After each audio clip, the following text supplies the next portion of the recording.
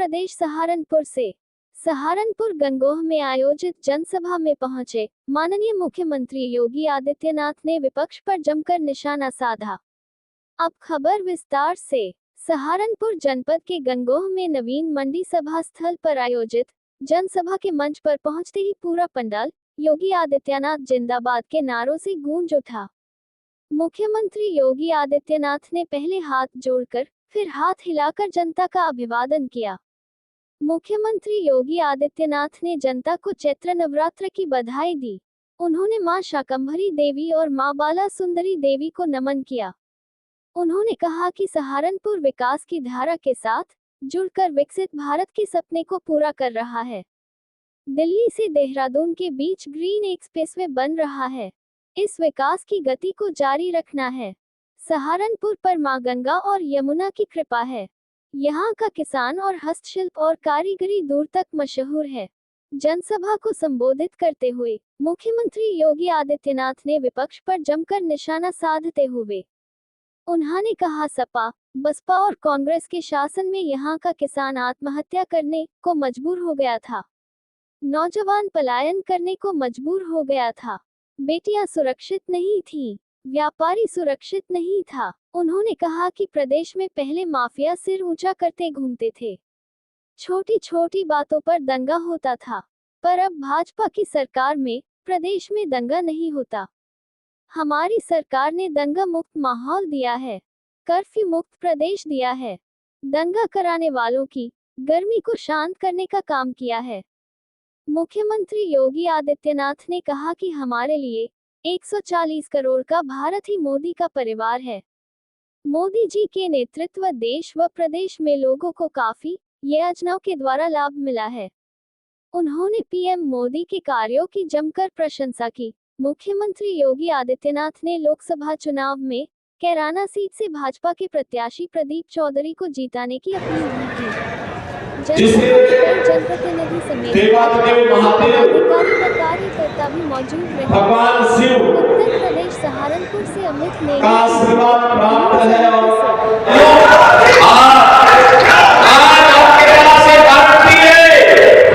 अगर कोई दुर्भाग्य से बीमार हुआ तो कह सकता है 5 लाख रुपए की स्वास्थ्य बीमा का कवर मेरे पास से मैं उपचार कराऊंगा, और उसके पास वह भी नहीं कर पाया है तो मेरे पास तो कोई भी विधायक, एक नीरज सिंह हो या मुकेश चौधरी हो या स्वयं प्रदीप चौधरी हो, कोई भी अगर मुझे पत्र लिख देता है तो पीड़ित भी पत्र लिख देता है कि मैं बीमार हूं, मेरा आयुष्मान कार्ड नहीं बन पाया, मुझे पैसे की आवश्यकता है, मैं लखनऊ से तुरंत पैसा भेजता हूं। क्योंकि ये जाति के नाम पर देखने वालों के लिए वोट बैंक के सौदागरों के लिए उसकी जाति हो सकती होगी, लेकिन बहनों भाइयों, मेरे प्रदेश का मतदाता है, प्रदेश का नागरिक है, उसके हितों का संरक्षण करना मेरा दायित्व है और उसको हर प्रकार की सुरक्षा देना, उसकी समृद्धि के लिए कार्य करना मेरा दायित्व है। और बिना किसी संकोच के उसको पैसा पहुंचाते। हमने कभी प्रोपेगेंडा नहीं किया, कभी नहीं किया। ये जितने हमारे जनप्रतिनिधि हैं, जो भी उन्हें लिखता है, हम उसको तत्काल पैसा भेजते हैं, क्योंकि हमारा नागरिक है, उसका अधिकार है, स्वस्थ जीवन जीने का उसका अधिकार है।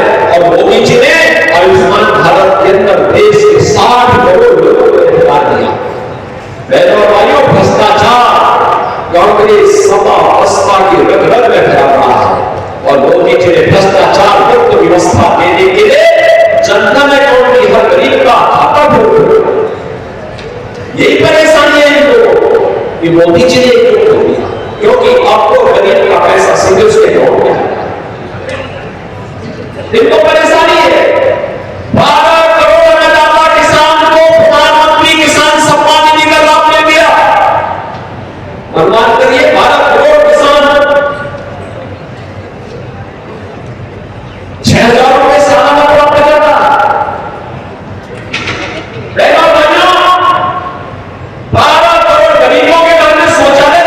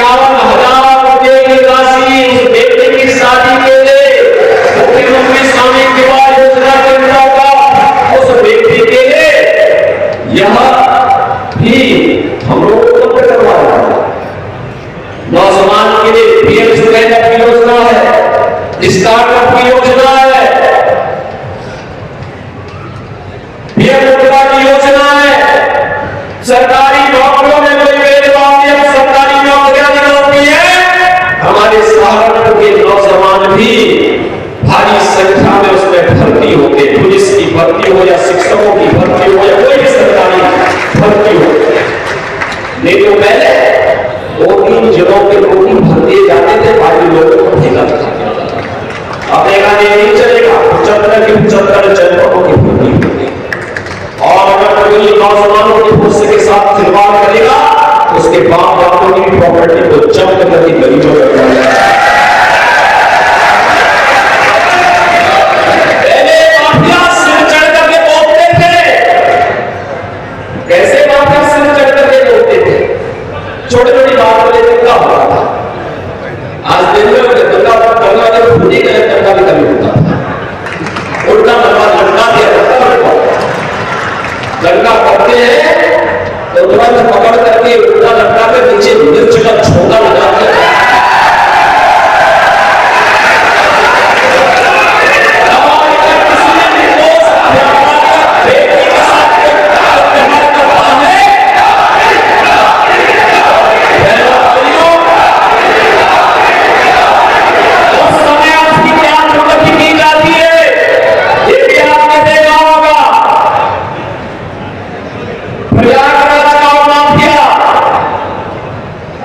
जबरदस्ती एक पिछड़ी जाति के व्यक्ति की जन्म हत्या करने के आरोप में किस तरीके का व्यवहार करता था और बहनों भाइयों उसकी प्रॉपर्टी को जब्त करके अपने गरीबों के लिए मकान बना दिया।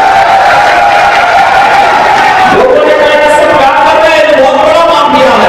हमने कहा कितना बड़ा माफिया है तो समय बताएगा, लेकिन फिलहाल गरीबों को मकान बनाऊंगा भी और अपने हाथों से मैं देने के लिए जाऊंगा।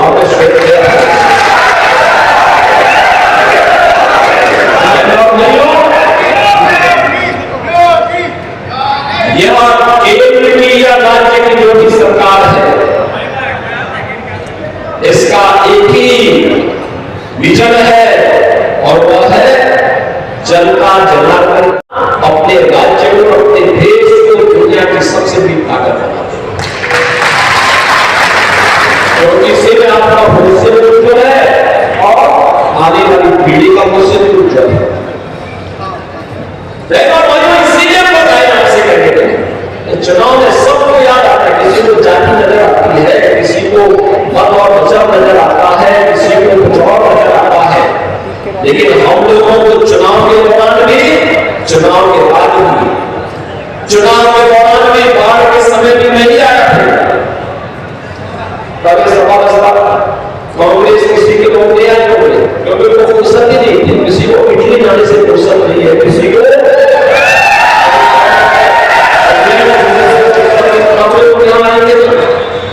और जब सत्ता में रहते हुए उन्होंने लूटा होगा उस पैसे को देखने के लिए जाते हैं, लेकिन उसको हम लोग यहाँ पे उपयोग नहीं करते हैं। घबराइएगा, धीरे धीरे लोग पैसा भी भारत में वापस आएगा और गरीबों के लिए इसी प्रकार के योजनाओं का लाभ और इसलिए हम पाए से कहने के लिए आया होगा मोदी जी देश की आवश्यकता, मोदी जी ने देश को विकास का एक एजेंडा दिया है, सुरक्षा का माहौल दिया है, 140 करोड़ लोगों का सम्मान बढ़ाया है और भारत को दुनिया की तीसरी बड़ी अर्थव्यवस्था बनाने के लिए मोदी जी को तीसरा कार्यकाल आवश्यक है। और मोदी जी को तीसरे कार्यकाल के लिए प्रदीप चौधरी मोदी तीसरी बार तेलंगाना में सांसद के रूप में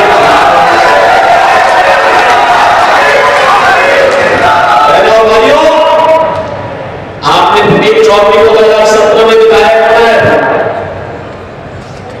बाद में सांसद पद के उपचुनाव में चुनाव लड़े और चुनाव जीते।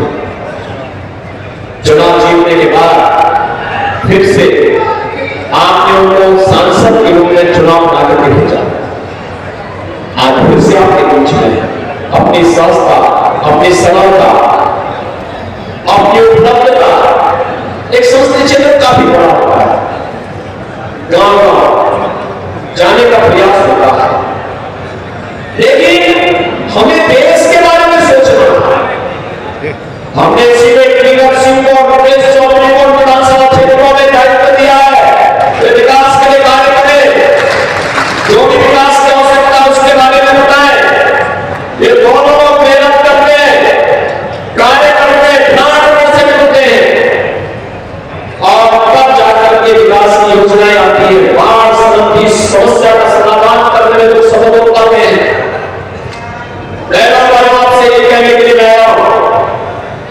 कि यहाँ की समस्या का समाधान करना ये हमारा कार्य है, हम लोग इसको करेंगे। देश के इतने हमें बड़े फैसले लेने के लिए देश के अंदर एक ऐसी सरकार चाहिए जो 140 करोड़ लोगों के बारे में सोचे, और इसलिए कहा जाता है ये चुनाव फर्स्ट बनाम नेशन फर्स्ट का चुनाव है। कुछ लोगों के लिए परिवार में खत्म हो जाता है, वैसे बात नहीं सोच सकते। हमारे लिए 140 करोड़ का भारत जी मोदी जी के लिए अपना परिवार है, इसलिए 140 करोड़ लोगों के लिए